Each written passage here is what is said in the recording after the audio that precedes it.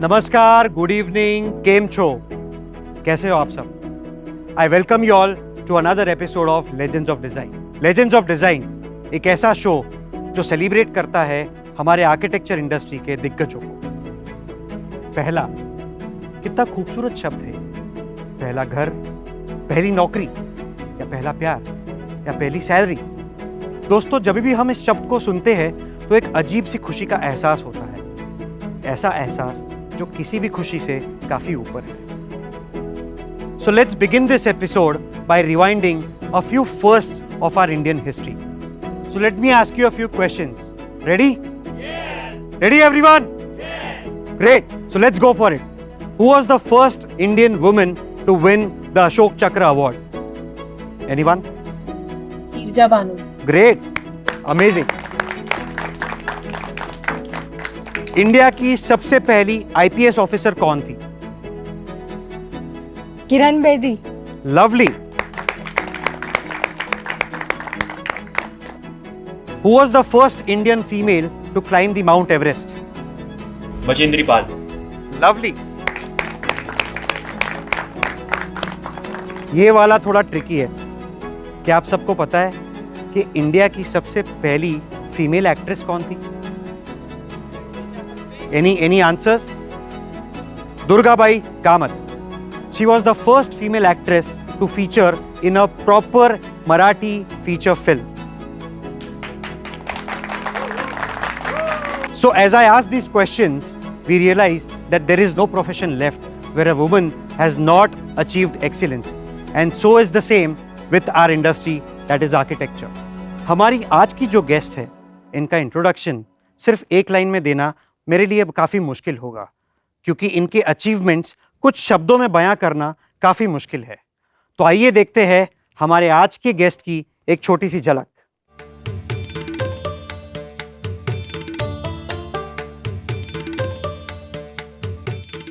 Dreams do not have a gender, they only have a vision.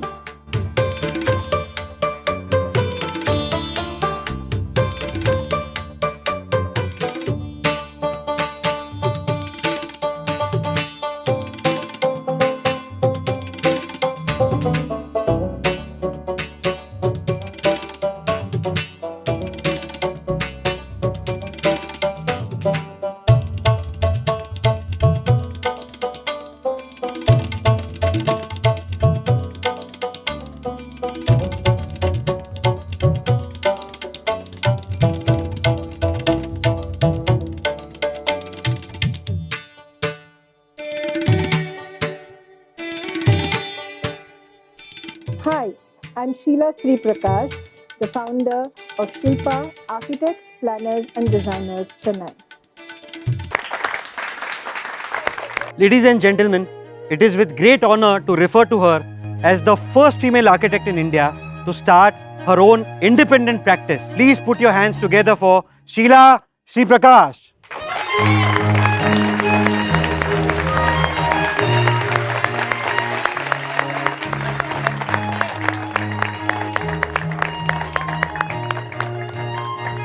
Sheila ma'am, first of all, thank you to come here all the way from Chennai, and we are really honored to have you with us.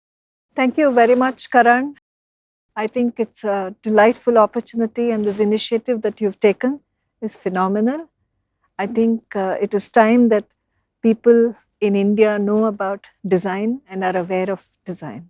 Thank you, ma'am. Thank and you. how important it is to modulate and get out the true potential of humankind. Right, right. Ma'am, when I look at your trajectory, you've definitely created a unique path for yourself. Because we are talking about times when there was a preconceived notion about being a woman in architecture. So can you please tell our audience, how were those days when you started your career? You know, when I started my career, when I went to college for an interview, the professor asked me if I was not depriving a male of his career, of a seat. So, you know, I was quite aghast because I didn't realize that those biases existed. And this, only made me stronger that I should complete and prove myself in my studies as an architect. But after that, also the biases continued because a woman was easily given a job as an interior designer, interior decorator those days, not even designer, but not as an architect. So I had to prove that, we could build buildings. So, and at the site, there was this mason, who's often an illiterate person who does not even, think of a woman climbing ladders and giving him orders as his boss. So it was indeed, surrounded with biases. Okay. But I think, ma'am, you successfully managed all those times, and a lot of credit goes to your upbringing and your parents, isn't it? Absolutely, absolutely. In fact, I am the only child for my parents, and my father and mother used to refer to me as their apple of their eye. And I grew up to believe that I could achieve anything that I wanted. That's what my dad gave me, that much of confidence in me. It was not a girl or a boy. I could do whatever I wanted. And my mother was so focused and passionate about training me in the arts. And I really thank her for that, because it was her tenacity and push that, made me learn so many different forms of art. I learned Bharatanatyam, Kuchipudi, Mohiniyattam, Veena, and art, and along with the school curriculum, which was quite tough. But I did not retaliate like today's kids, because I did not have siblings maybe. And thank God for what they did and the sacrifices that they made, that I could learn and become holistic in my approach. Great. So, ma'am, how was your childhood? Where were you born? I am aware that you traveled with your parents because they were in a transferable job. So, can you just tell our audience, how was your childhood? Oh, my childhood was the best days of my life. My dad was in the army, so we used to get transferred. And, it was beautiful because everywhere I went, and in Bombay, I started my learning of Bharatanatyam with Guru Kalyan Sundaram Pillai.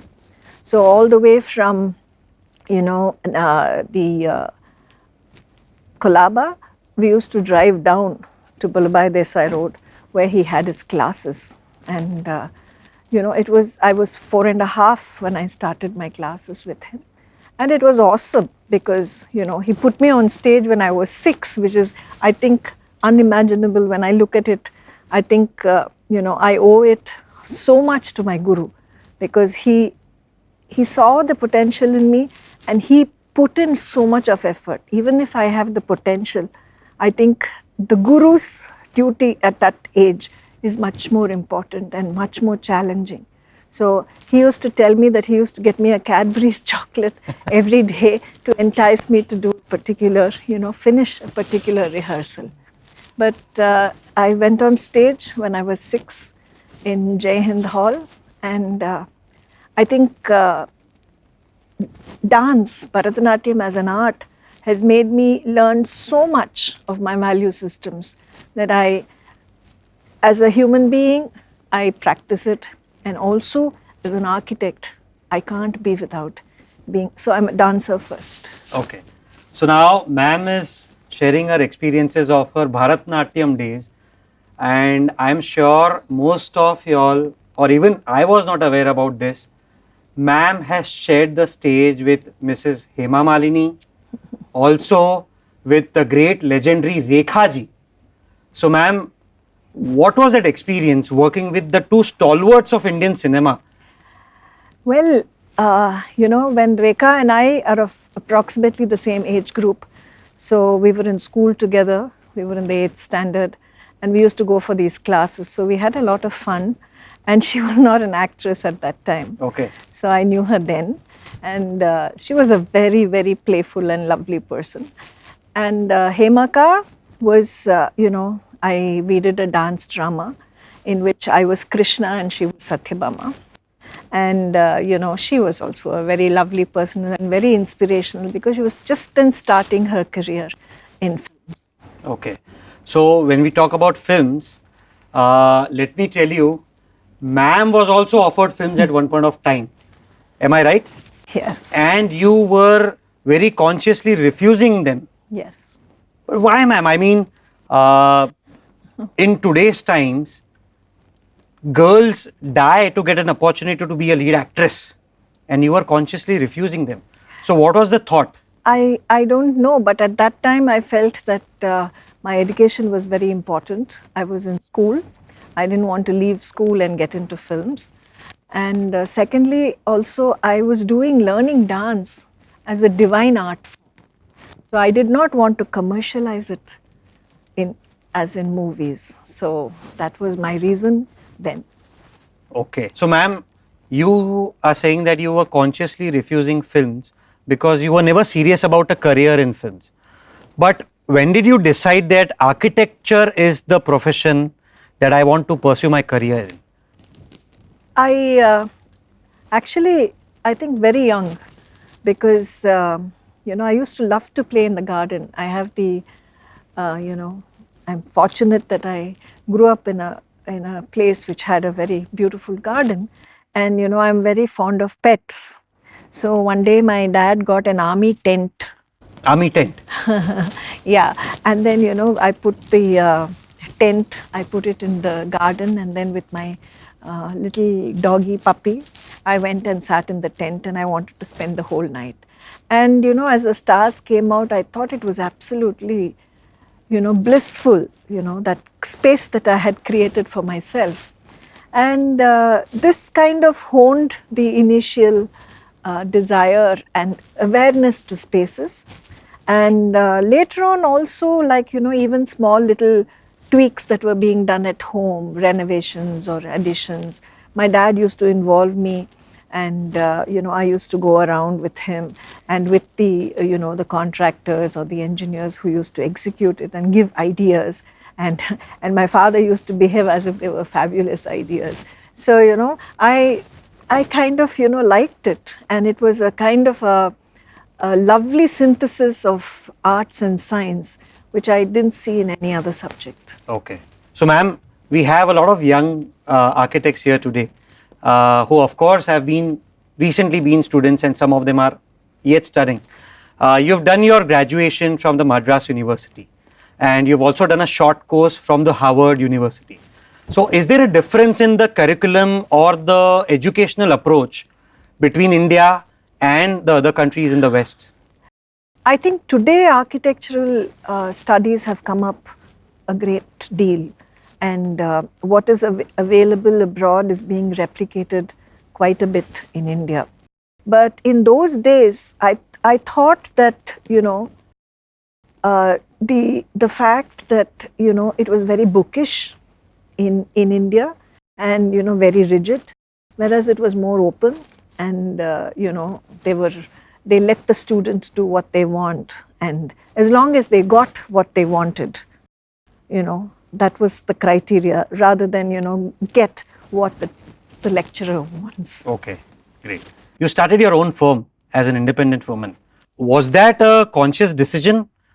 I think I started working for an engineer simply because I got my first child, and it was the entire credit to my starting my office goes to my husband. Okay. Because he was very insistent that having done this professional course, and I was not very happy in the engineer's office, so he said, you must be on your own, and it doesn't matter, I mean, what you do or what you get, but just start. So I think I owe it to him, the encouragement, the sacrifices that he made, even to the extent of foregoing his own promotions and transfers. He was working for L&T, and you know that in L&T you have to move places. Correct. And he was one of the best managers, All India Best Manager awardee and all that. But then he used to say, no, my wife's practice is in Chennai, so I cannot move. So in fact, I believe his boss once called him and said, why are you doing this to yourself? Do you understand that you are, putting your career secondary to your wife's? So he said, yes, that's how it is. Okay. So So I the have credit had, goes to your husband. absolutely, Ma'am, your firm's name is Shilpa Architects. yes. So what was the thought behind this name? No, Shilpa means design. Correct. Shilpa Shastra. Oh, okay. So, and it so happened that I was Sheila, and earlier I was Sheila Pati. That was my dad's name. Okay. So it was Sheila and Pati, and it also was Sheila and Prakash. Oh. So, so it all fell into place. That's how the and name that's how the Shilpa Architects. Yes. Great. Ma'am, how were your initial days? What were the initial projects like? Actually, when I started my own company, or sat separately to do the designs, I first had two houses, and one house was the house of Prakash's colleague in L&T. So he gave me, Mr. Dr. Mohan, he gave me his first house, and then his friend Chidambaram, who had brought the neighboring property, also came to me. And so those were the two first houses that I did in Chennai. Okay. You started very early in 1977, where there would be probably very few women in architecture. Did you face any biasness, you being a female? Absolutely, absolutely. As I said earlier, I think people were not ready to give architecture jobs. But having said that, the scale of architecture's jobs were also very different from what it is today. They were small houses, the small nursing homes, a nursery school, a clinic, something like that. It was not these, mega townships and things that came. So I just bided my time and did really hard work. And I think if one client is satisfied, the next came in. And that's how it kind of spread. Okay. And I think very soon, I think by 1980, mid 80s, I think I had a lot of projects. Okay. And I started also focusing on things that mattered to me. So I did a lot of work on cost efficiency, because I put up my first office within my home, without cutting trees, with a budget of 20,000 rupees. Oh, commendable. But then the cost of cement was 11 rupees per bag. Okay. So, so I had to do that without cutting trees. And, so I did it with exposed brickwork. I did a, pyramidical roof. And I had about 400 square feet, where I had a small studio, a discussion area, my own private den, and a receptionist kiosk. Oh. So that's how I started. So this kind of made me very interested in seeing what I can get out of minimum budgets. So that became my focus area. And also energy efficiency became my focus area. Then when green buildings were not, a part of the everyday, the jargon or the fashionable thing to do. So I started working on energy efficiency and, started reviving the Madras terrace roof, which is beautiful. So by cutting down concrete, you bring down the heat within the building. So I had done a lot of projects like that. So I did a lot of these very, very special homes, which were, beautiful. I mean, even today, one of them had, a lot of artifacts brought from the ancestral home. So that was the criteria. So, I had to bring in those huge balustrades and architraves and things like that and put it into a modern construction. Then I started using the Athangudi tile, which is a cement floor, which is again a very beautiful floor. But now with vitrified and the lifetime and the costs, etc., they are facing a very, very challenging time. But the Madras terrace is beautiful because it brings down the temperature, because it's made completely out of, low technology bricks. You saw my office the other day. Yes. And the entrance is completely made of those kinds of bricks. Okay. Ma'am, We all go through tough times in our life, especially professionally.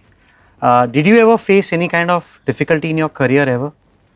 Yes, when the IT boom came, you know, these large buildings were being put up, and I was completely sidelined, you know, because it was, you know, turnkey, and you know they were you know, fast projects, and nobody believed that a woman could, you know, handle those kinds of challenges, because you know, they used to appreciate the design that you do, but still they never believed that you could manage a project of that scale. Okay. Well.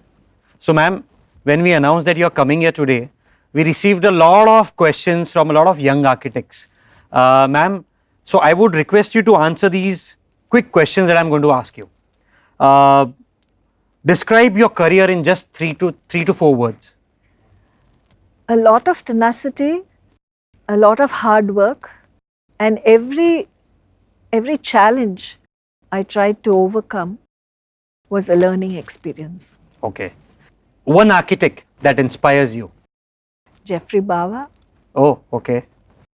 And a project that is close to your heart. See, actually, you know, when I design, maybe as a woman, I do this very, you know, very easily. I get emotionally attached to that project, and it's like nurturing your baby. So, you know, you can't be partial to any job. You know that one job may not have succeeded as much as the other, but still, they're all your favorites. True. One final question. What would you advise a new lady or a girl who's just out of the college? What would you advise her? To work hard, be focused, be passionate, and look inside you what your strengths are and what your weaknesses are. So work with your strengths and work on your weaknesses. That's a fantastic way to reply.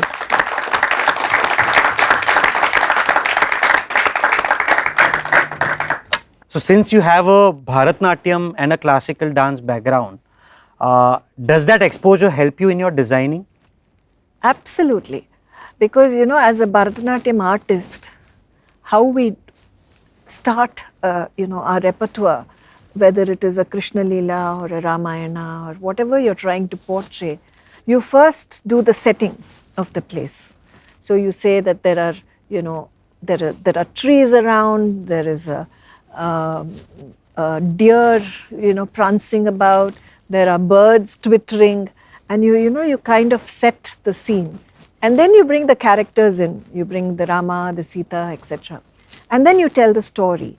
So, you know, you kind of vicariously take the person or the perceiver to another space, to imagine that space. So, you know, I started imagining these spaces very young in life. So, all my jobs, I start imagining stories. And when you weave in stories and you know, create interest, surprise, and you know what the person living there would really want, then I think it becomes very special and very unique. Correct. Which cannot be replicated. Great. Sheila ma'am, we are all basically artists, especially architects and interior designers. And art and criticism goes hand in hand. There could be at times when the design that you conceive, it may not be liked by everyone. So how do you handle such situations? Do you feel bad when people criticize your designs? I think as far as architecture goes, critics, I think, are very superficial because they don't go through the entire process of design. So it is very often that, you know, we balance out what we need. There are ideal situations, and then there are, you know, there are repercussions of these ideal situations. So you try to create a balance. You might address it, and you know, you might intentionally downplay something else. But you know, as a critic, when you look at it from outside, sometimes you don't know these little nuances of the process. So I think it's, of course, everybody is welcome to have their own perception, but you know, as an and I also believe that as an artist you can paint what you want and somebody can come and stand and see it. If they don't like, they can say, oh, I don't like it. But as an architect, there are people involved and people have to live there. People have to be happy. People have to bring out the best in them. So I think it is a great responsibility. So this balancing act is what we do all the time. So I don't consider myself to have the liberties of a absolutely creative artist. Okay. Ma'am, our audience would like to know, how does Sheila Sri Prakash rewind herself? I love traveling and I love being, now especially, I used to spend a lot of time with the children, holidaying, etc. And now with my grandchildren, so they are a delight, absolutely. And some of the questions that they ask you, you have to be on your toes to answer them. Yeah. So I enjoy that, and today, in fact, that is my sole recreation. But I'm also very spiritually bound because I'm involved in a trust, in an ashram. So I try to do some work there, philanthropic work. And my foundation also gives me the opportunity of doing things for the nature, for water, for cleanliness, for garbage, for energy efficiency, etc. So I do spend a lot of time doing all that. And I do not get any other time for anything else. So you don't get time for your Bharatnatyam practice anymore? Do you practice it? No, but having said that, for my guru's centenary celebration, I kind of initiated the whole thing and curated it, and it was a year-long celebration, Guru Dandayadapani Pillai, and I kind of brought out a coffee table book, and got all his students right from Vaijayantimala to Padma Subramaniam to Sri Vidya, wrote about all of them who were there. Correct. And so I created this book, so that was my samarpan to him. Yeah. Great. Sheila ma'am, we have a lot of young architects, upcoming architects sitting here in front of us. Why don't we take a few questions from them? Who's asking the first question?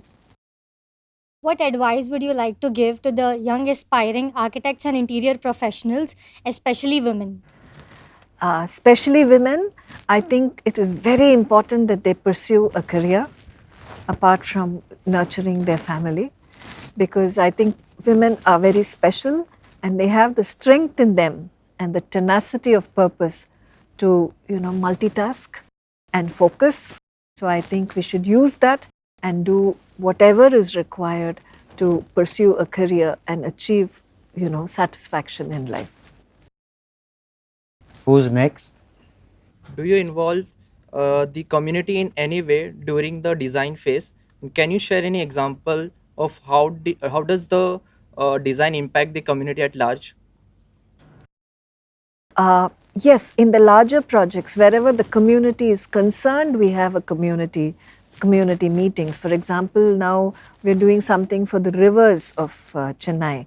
So we are having, consultations with the people. But, sometimes it is very difficult to balance everything that the community needs. But it is very imperative that we as architects and designers are inclusive, of the community, and also are equitable to a certain extent to what they want. Anyone else who wants to take the next question? Yes, me. Yes, please, go ahead. How challenging is it for someone without privilege to start an architecture practice in India? Oh, that's a nice one. Very challenging. I think it is very difficult.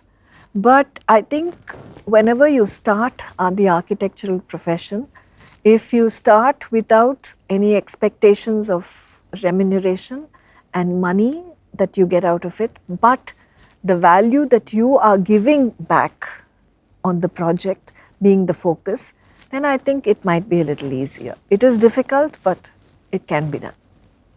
Great. Thank you. That was a great question and an amazing reply. Who's going next? As a woman, what were the challenges you faced in those days in opening your own architectural firm, and how did you overcome them? sometimes you have to grin and bear it. And when comments are passed about how you're doing things for a hobby and how you don't have the backing of an organization, etc.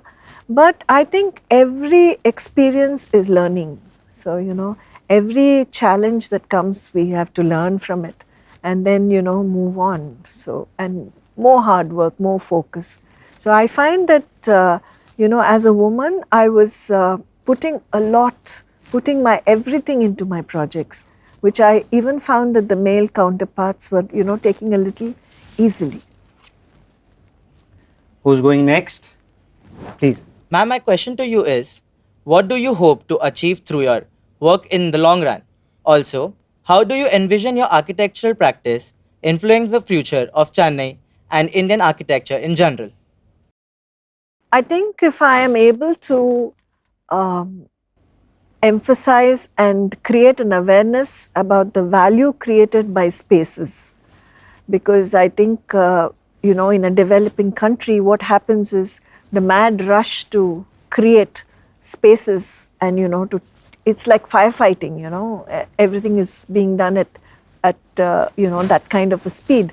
But what is really needed is for us to create spaces that are valuable to humanity and the planet.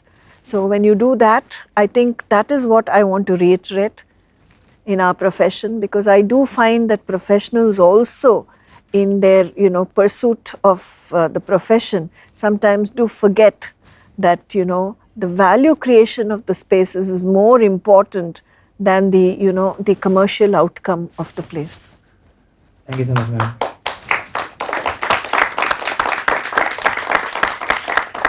We can have one last question if anyone wants to ask.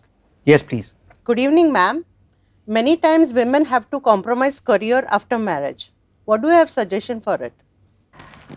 First of all, don't look at it negatively like a compromise. Look at it positively like balancing. It's a balancing act that you do.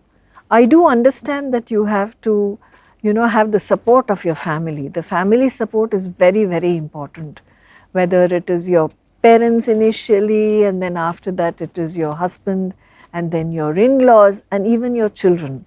So you need support, and how to get their support is by winning them over and convincing them that you are doing something not for just the sake of doing something, but you're doing something to contribute to the world or to the society. So if they see the passion in you, I think automatically they will be able to support you, and then you don't think of it as compromise, you only think of it as a balance.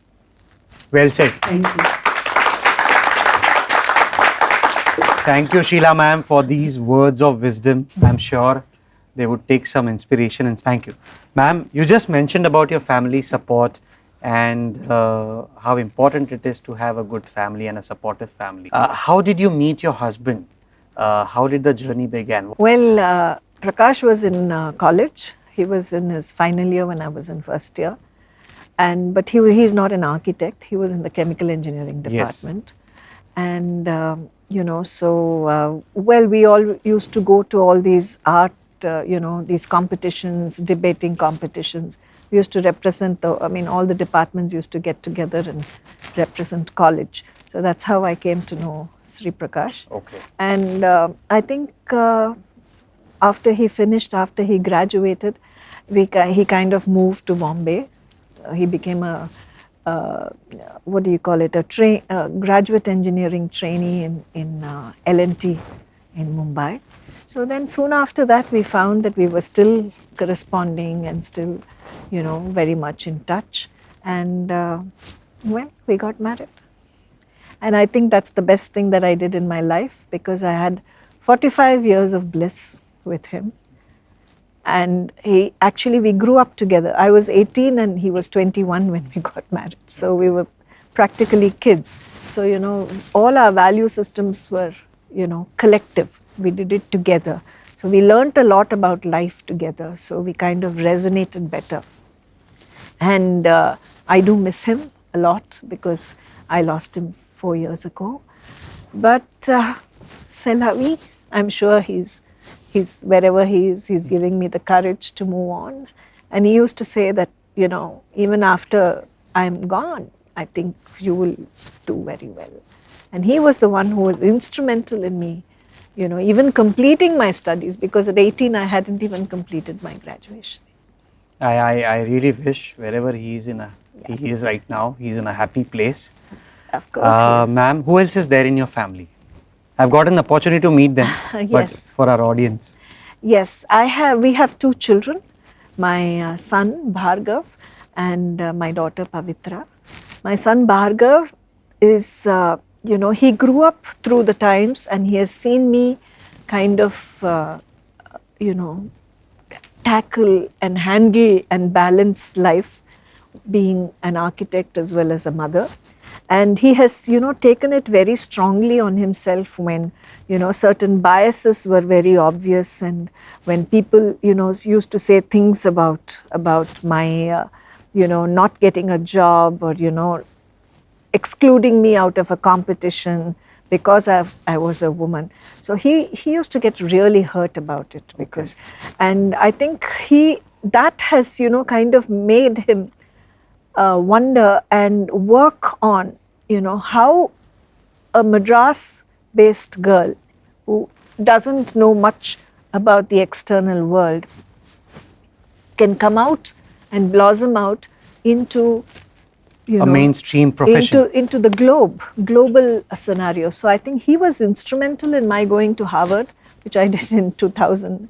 And, you know, he said, you must come there. And then you know, I was a visiting professor in some of the universities in America, which he facilitated. And he's all the time, you know, kind of strategized how, you know, I should improve my communication skills and how I should improve my, you know, status as a professional in the fraternity and in the globe. So I think he's been a great help. My daughter, she was always in awe, and when I was as a little kid, she used to sit and sketch in my office studio. So, you know, I used to give her color pencils when I was doing the drawing, so she will be scribbling and doing something. So I think it was very, very kind of natural for her to come into architecture. And I'm very happy that, you know, having graduated abroad and having worked there for about 10 years, she decided to come back and join my firm. So I think that is great. So I think I'm really proud that, you know, both my children have contributed so much to my, you know, profession. And I think it's the sacrifices that each one have made which have, you know, kind of, you know, facilitated me to do what I wanted to do and what I'm passionate about. True. And I think you also have your son-in-law join you recently. Yes. So yes. what a wonderful family. I had an opportunity to meet them all. Can we please have a look at the EV? I'm Chandralekha. I'm a good friend of Sheila Sri Prakash. I knew her as an architect first in the year 1985. And after that, we have become great friends, very close friends. What I liked about Sheila is she understands the client's requirements and their tastes also.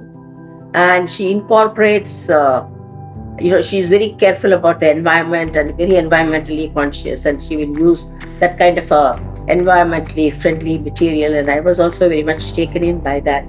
Like my house has got this Atangudi tiles. This is one of the very traditional kind of a tile, and she wanted to use that. So like that, maybe because she's a Bharatanatyam dancer, in all her designs you will find symmetry and rhythm, which is what I'm very happy about. When we built this house, about this pillar, that engineer got very upset because she wanted it a thin pillar. We could have used a wooden pillar, but she wanted a concrete pillar.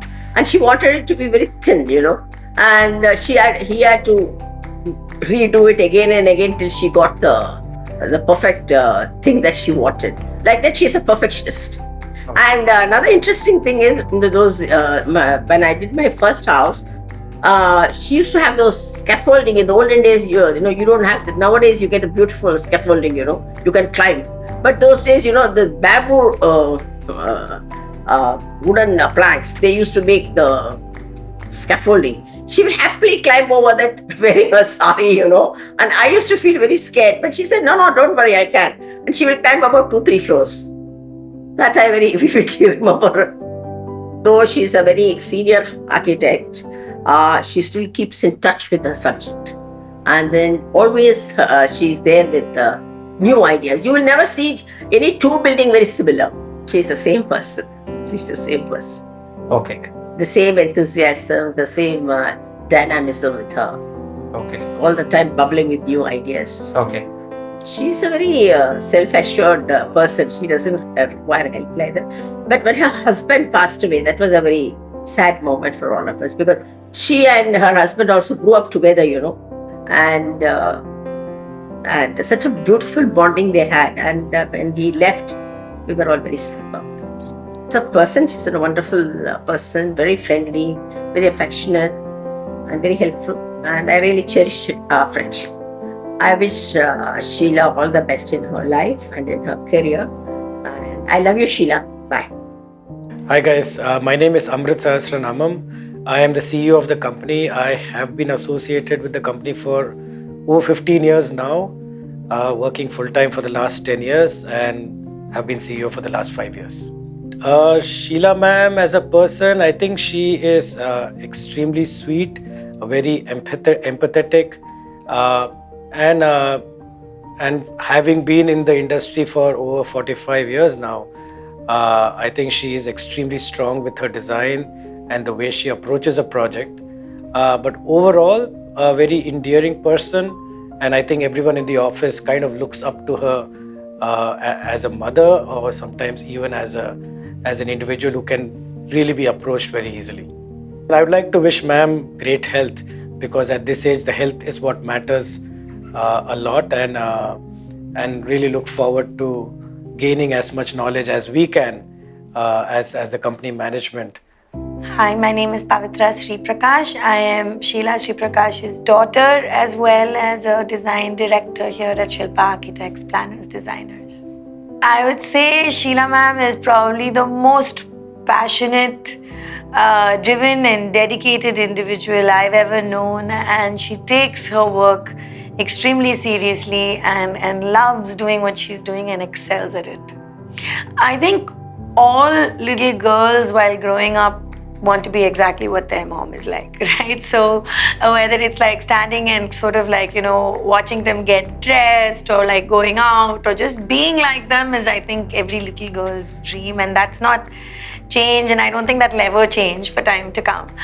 So my mom was my guru, right? Even in my Bharatanatyam class, it so happened that I studied under the same lineage of Bharatanatyam as she had. So she would teach me before my stage shows and train me and perfect me, and she was more strict than my own teacher was. So I had like 2 cruel tutors who would make sure that I would rehearse everything over and over and over again until I was absolutely perfect to go on stage. For that said, I think my privileged moment was the time when I was about 15 years old, and I had an opportunity to dance alongside my mom on stage, and that was really, really special. I've always heard a lot more from people who have danced with her, and I've managed to see her on stage a few times. Even today, some of her, teachers who hail her as their first student call her back to do these, once in a year annual day performances. And she excels at doing what they call abhinaya, which is, the facial, the action, and, the emotional part of the Bharatanatyam feature. So I think that is something that makes everybody feel very, very connected to her when she's on stage.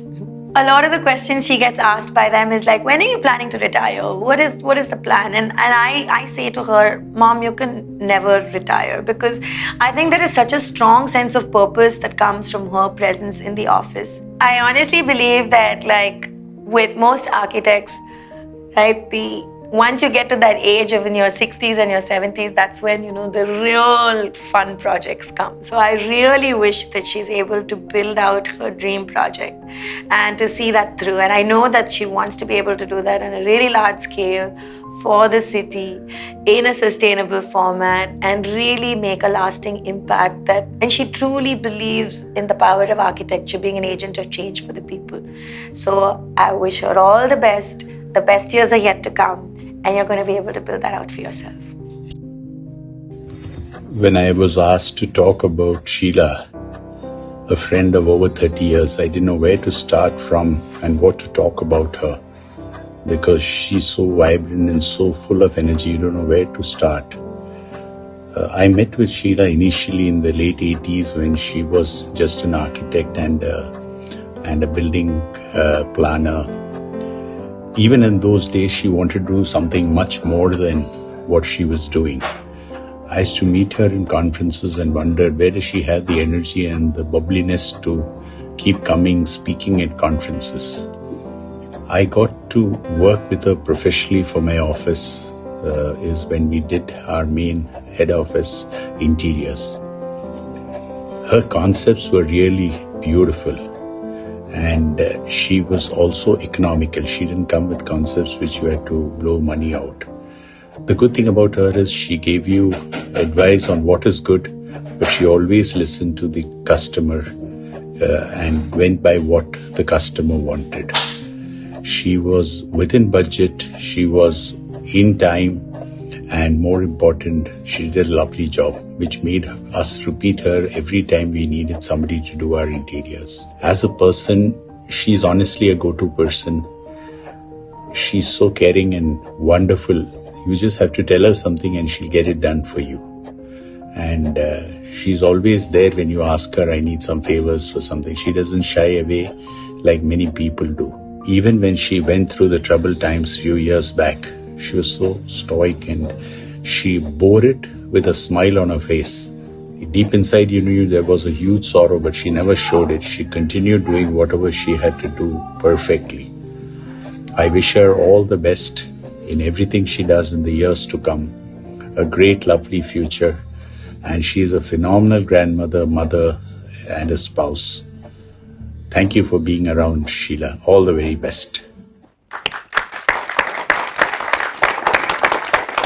Such a lovely family and friends circle to have. Yeah. This segment was powered by Tostem, Framing the Beauty of Living. A lot of people may not be aware probably that Sheila ma'am was the first Indian woman to represent India in the Council of the World Economic Forum. Ma'am, I think that was a great achievement. Would you like to share your learnings from that experience? I was delighted when I was invited because it was not by application or anything like that. It was by peers who recommend from all over the world. So it was fabulous. And I was in the Design Innovation Council, which also had about 14 members. And it was a wonderful group of people, all leaders in their own right. And at first I was very humbled because I didn't know whether I was even, fit to sit among them and, what do I do? But then I realized that the reason why I was there was probably because I was first an Indian and two, a lady, and three, a dancer. So I kind of, worked on that. And I worked on the reciprocity as a philosophy of design. That was my philosophy of design, right, for architecture, for small projects. So I kind of extrapolated the whole thing for cities, because reciprocity in cities is so much more complex because it involves a lot of stakeholders. So that is what I did when I was at the Design Innovation Council. And then I was in the role of arts in society, and then also in the natural resources and scarcity of natural resources, and was another council that I was. I enjoyed it because I traveled for the Dialogue of the Global Commons. And then I also went to Habitat 3 to present the Reciprocity Design Index. And I also went to China and to Japan for these meetings where we brainstormed. It was beautiful group of people, and always very invigorating. So it was only after that that I started the Reciprocity Foundation when I came back in 2017. So, ma'am, talking about the Reciprocity Foundation, I have seen the videos personally and I found it really interesting. But can you please share it with our audience? What is it about and what does the foundation do? Yeah, the foundation I started because I felt that there was not enough awareness in our people about what sustainability really meant. Sustainability is a very used word, but everybody talks about sustainability, but how do you be sustainable is a big question. So I thought that reciprocating to an issue is what makes you sustainable. So that's why I call this the Reciprocity Foundation. So where people are aware that they have to reciprocate with what the planet has given us. The global, the resources are scarce, biodiversity is going down, and we are having this global warming and the climate change is happening. But how do we react? So unless we empathize, we are not able to reciprocate. So this was a movement that I started where I could bring, the various stakeholders, the governments, the policymakers, the corporates, and the people together, in a kind of town hall arrangement where we could discuss issues and, come to a common ground instead of pointing fingers and saying the government is not doing or the people are not listening. So, that is what is happening. So, I wanted to bring in this ecosystem of, positive thinking towards marching towards sustainability. Ma'am, if I remember, you also dedicated a short film for your mom, for your mother. Could you please tell us what was that short film about? Oh, my mother, when I lost my mother in 2013, it was a big blow to me because she had lived all through with me. And she was my source of support, the source of nudging me to, move here, move there, learn this, learn that. So, she was always with me. So I thought I'll dedicate a film to her. And I did this small little documentary, which I kind of got it played at the World Dance Day in Tanjavur. So this is about temples, because temples are such inspirational structures, and I think temples talk to you when you absolutely. go. So, and what it makes you feel is very, very important, and it's very different in different temples. So when you go to Konarak, you feel sensuous, you feel the Sringara around you, etc. But when you go to Thiruvananthapuram, the supine structure, the horizontal line, make you feel calm, placid, and the calmness comes to you. But Tanjavur temple was very different because by sheer size and magnitude, it made you feel small. So it was the only temple which evoked a contrary bhava in the perceptor because of what it portrayed as a bhava. So I wanted to do this, and I took the ragam, bhavam, and the talam of the Tanjavur temple and made a small movie. And Padma Subramaniam and my guru Kalyan Sundaram Pillai were all there when I, first released it. And then the Prince of Tanjavur when we did it in the Tanjavur temple for the World Dance Day. Thank you so much, ma'am. Ma'am, we are heading towards the last leg of our, episode today. When you look back, what difference do you feel in architecture as a profession now and when you started back in the 1970s or late 60s? Earlier it was very intuitive. The client used to come and tell you that this is what they want. There is a site there. You look at the site, you look at what they want, and then, you intuitively get the design. So it was a very simple system. And but today the complexities have increased because the scale of the projects have increased. So they are large, humongous townships, and there are so many stakeholders involved. So sometimes there is a contra between what each stakeholder wants. So how do you balance that? So as an architect, when you try to respond to each one's concern and also respond to the planet and to the people and then to the micro community that you're catering to in a project, it becomes very, very difficult. It's like, creating or, conducting an orchestra and modulating it with, you can either have many people playing very beautifully but creating sound, or all in symphony and resonance who can create beautiful music. So it is up to the conductor. And so as architects and designers, I think we are the conductors, and we have to kind of balance this whole thing. So it is a completely balancing game. Thank you so much, ma'am. Yeah. Ma'am, before we end the episode today, any piece of advice that you would like to share with our young upcoming architects? Yeah, as I was saying, I think this is a very crucial period, and where we have kind of relearnt about ourselves, if I may say so, and we are moving with some amount of confidence in a particular trajectory. And I think that needs professionals and creative people sitting and collaborating together to see that we don't meander and lose our focus and again get into a rat race where we are creating unwanted, unhealthy and inefficient buildings in terms of power. So global warming is real, climate change is real, we all know that. We all know that all our metropolises have been suffering. Delhi is so cold, Calcutta is so cold this year. It seems to be the coldest year. Chennai has had its floods.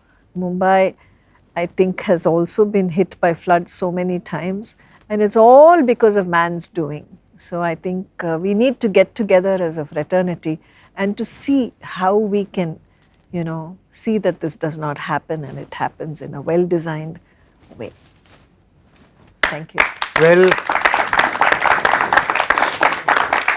Sheila ma'am, yes, thank you so much for being here with us all the way from Chennai. Before we take your leave, we would like to have a small photo moment with you. Please have it. Sure. Can I have the frames, please? Ma'am, this is a small token of memory. Can you please sign this for us? Lovely.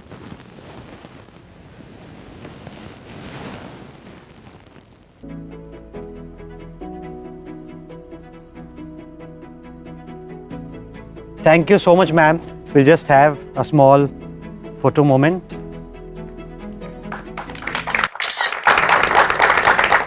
So this moment was brought to you by Dimore by Qtone, luxury windows and tiles for your homes. हम लोगों का तो ma'am के साथ photo opportunity हो गया. आप लोगों को लेना है तो जल्दी आ जाओ. Please come, please come.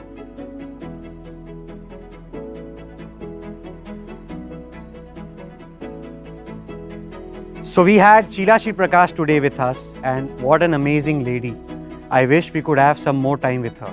Thank you everyone, and we again thank our title sponsor Toston Windows, our powered by sponsor Demo by Qtone, and our associate sponsor Vox Building Material Products. So देखते रहिए Legends of Design.